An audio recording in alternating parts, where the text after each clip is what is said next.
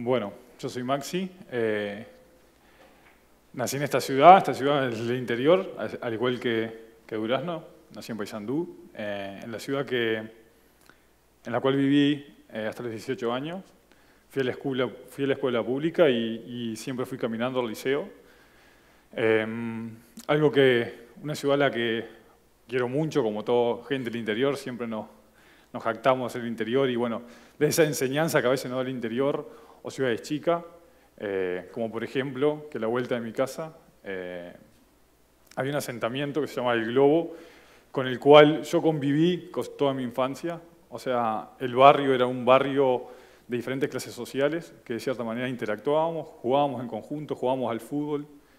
Todos los días podía ir al liceo caminando conjunto con mis amigos del barrio, del asentamiento, y de cierta manera no le temíamos a la pobreza.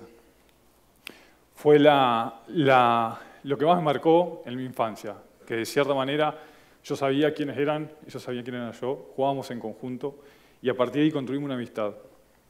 En el año 90, por una reurbanización en Paysandú, se decía ampliar la avenida Boulevard Artigas y este asentamiento es erradicado hacia la periferia de la ciudad. A partir de ahí, la pobreza para mí pasó a ser simplemente cifras y números en la prensa, en la televisión. Lamentablemente los amigos perdimos contacto porque se fueron a otro barrio, sobre todo los del asentamiento, y no tuve más contacto. Y repito, la pobreza para mí pasó a ser números y cifras y dejamos de tener este vínculo humano. Actualmente en mi antigua casa vive mi hermana con 2 sobrinos, los cuales no tienen contacto que lo tuve yo en mi infancia. Hay rejas, hay alarmas. Primero erradicamos a la gente más vulnerable hacia la periferia y luego gastamos miles de dólares en protegernos. Creo que ese tipo de enseñanzas fueron las que me fueron marcando y de cierta manera hoy trato de cierta manera de aprovechar, de sacar capital de esa enseñanza y poder construir. Las vacaciones siempre las pasábamos en el taller, mi padre trabajaba en el campo, en una plantación de citrus de Paysandú, y con mi hermano nuestras vacaciones tanto de verano como de invierno las pasábamos en lugares como estos, haciendo, desarmando, construyendo desde los carritos rulemanes que muchas veces construimos, escudos y diferentes tipos de cosas. Nos equivocábamos y fallábamos un montón de veces, pero teníamos todo el tiempo del mundo y de cierta manera las volvíamos a hacer. Nos divertíamos y a partir de ahí es cuando yo también marco esa formación mía en la práctica, en ese hacer, en ese desarmar, en ese jugar con diferentes personas también, obreros que nos enseñaban, basado en la práctica. Hoy en día también tomo mucha experiencia de eso y básicamente me dedico a hacer cosas, tratar de fomentar que la educación formal tome estas prácticas que muchos de nosotros tuvimos en la infancia y de cierta manera la educación ignora o excluye esas prácticas de la infancia y nos ponen ciertos modelos. El primer año tenemos que leer, el segundo escribir, el tercero contar y de cierta manera no toma estas vivencias y estas experiencias que perfectamente podrían ser complementarias. No estoy diciendo que la educación formal está bien o está mal, simplemente siento que no está complementada con nuestras experiencias y con nuestras vivencias que nos marcaron y que de cierta manera cuando entramos a la educación formal eso es excluyente. Mi primer trabajo también, a los 16 años, nos levantábamos a las 6 de la mañana con mi hermano y íbamos a cosechar naranja con una cuadrilla de aproximadamente unas 40 personas, la cual también me marcó mucho la experiencia el primer día y nunca me voy a olvidar. El capatán nos indica a mí y a mi hermano que vayamos como al grupo más desfavorecido, al grupo que tenía menos experiencia básicamente, y nos indicaba claramente que nosotros teníamos que cosechar las naranjas más fáciles, o sea, las que estaban más en la copa y no tan adentro. Que atrás nuestro venía la gente con experiencia y de cierta manera iba a cosechar, iba a arrancar aquellas naranjas que eran más difíciles. Ahí fue cuando también aprendí como el concepto de que la colaboración es más eficiente que la competencia. Priorizábamos el grupo porque también teníamos la orden de que no podíamos cambiarnos de fila hasta que toda la cuadrilla de las 40 personas nos moviéramos. Entonces, de cierta manera, los con más experiencia nos cubrían y arrancaban las más difíciles, y los con menos experiencia tomábamos las más fáciles. En el momento de contar la ficha, porque te pagan por bolso, había gente que dejaba de cosechar y ayudaba a gente que no sabía contar, lo cual para mí con 16 años no me entraba en la cabeza, que existieran personas que no sabían contar. Y nos tomábamos nuestro tiempo y contábamos la ficha de los demás para también avanzar en grupo para que ellos la puedan guardar. Eso que aprendí con 17 años hoy en día es algo que se está hablando y está creciendo, que la colaboración es mucho más eficiente que la competencia.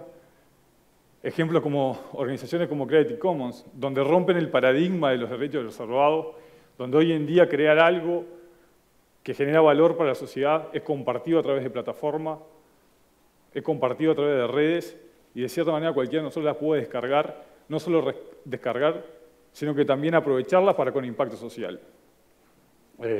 Hoy en día en un mundo cada vez más globalizado se está atendiendo esto. Plataformas de innovación social, donde se suben problemáticas sociales y yo subo una idea para poder ayudar a solucionarla, donde esa idea no es de nadie, sino que es de todo, para que cada uno de nosotros demos nuestra opinión, siendo no especialistas en el tema, de una perspectiva que capaz jamás nosotros podemos saber que podemos aportar una solución de cómo sanitizar agua en India o cómo podemos en Durazno ayudar al inundado. Ese tipo de conceptos son los que trato de transmitir hoy en día cuando hago las cosas. Con 18 años ya en Montevideo un amigo me invita a construir vivienda de emergencia en la organización Techo. Creo que fue más por también esa experiencia de hacer y deshacer, esa experiencia que tenía en los talleres, que decidí sumarme al grupo. No sabía dónde iba, no conocía Montevideo porque tenía 18 años, recién llegado. Y cuando voy a construir nuevamente me encuentro con esa pobreza, con caras, con historias. Esa pobreza que había pasado a ser cifras, nuevamente retomaba rostros, retomaba momentos, historias. Historias que construíamos en conjunto, que básicamente más allá de la vivienda que se dejaba, el lazo humano y lo que busca el Techo básicamente es acercar a las universidades a la realidad del país, esa realidad que a veces tenemos a la vuelta de nuestra casa, pero hay veces que están un poquito más lejos y nos metemos en nuestro sistema y no la vemos. Techo es un impulso para acercar a las universidades y a los jóvenes a conocer esa realidad y a saber cómo esa realidad puede ser transformada en conjunto, sin distinciones ni religiosas ni políticas. No nos vamos a enfocar en eso, vamos a solucionar un problema y cuando esté el problema solucionado, sí que tenemos alguna diferencia, vamos a hablar sobre ella, pero el foco siempre tiene que ser resolver problemáticas sociales.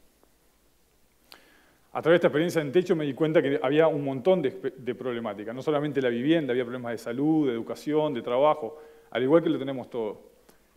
Pero básicamente, bueno, después estuve viviendo en Ecuador, también trabajando en Techo, en Haití, mi último año estuve en Chile, y ahí con un conjunto de jóvenes también, que ya estábamos saliendo de Techo, porque lo que promovemos es que sean los jóvenes, sobre todo los jóvenes que están entrando, que tomen ese poder de decisión, ese poder de cambiar un continente, un país.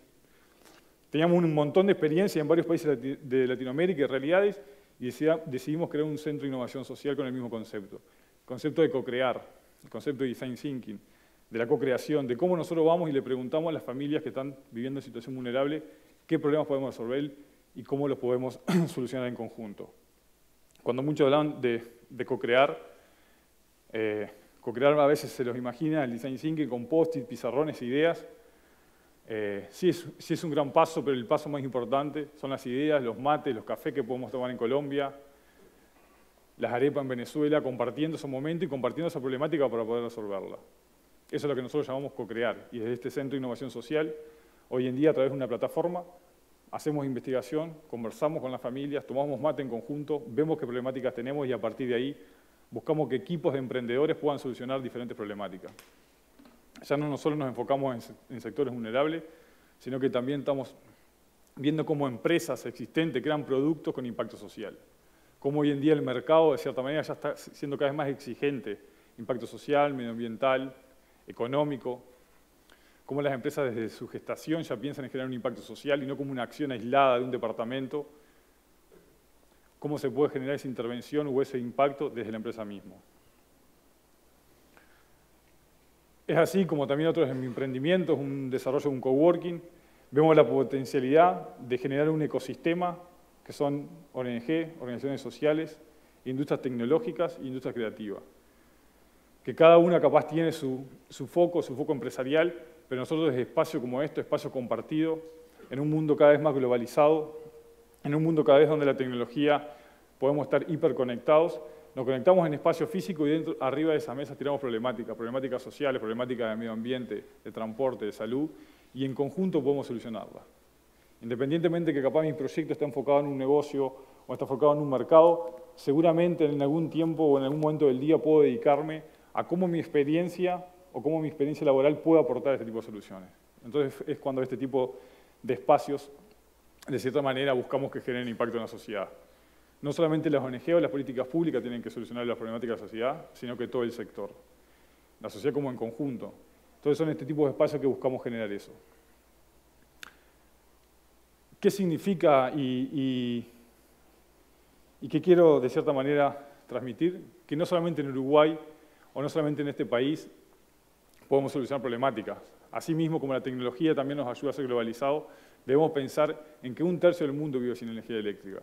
Que los centros de innovación, los investigadores, la gente de desarrollo de diferentes aplicaciones, también no solamente tiene que pensar en cómo desarrollar nuevas tecnologías, el iPhone 7, sino que también pensar cómo este tercio de la población que hoy en día no tiene donde enchufar el iPhone que algunos quieren diseñar, pueden tener acceso a electricidad de una forma segura y a un costo accesible.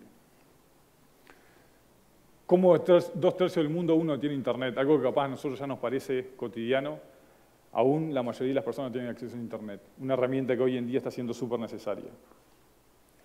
Poder impactar en la educación a través de plataformas, correos electrónicos, comunicación y cablar, plataformas de salud, cómo hoy en día un dispositivo móvil a través de internet puede estar monitoreando a muchos niños o a muchas personas que de cierta manera doctores por telemedicina puedan darle receta o pueden ver si hay que hacer una intervención rápida o puede esperar más tiempo. Son este tipo de herramientas que en este tipo de espacio y basado en la experiencia esta que les contaba anterior, buscamos desarrollar.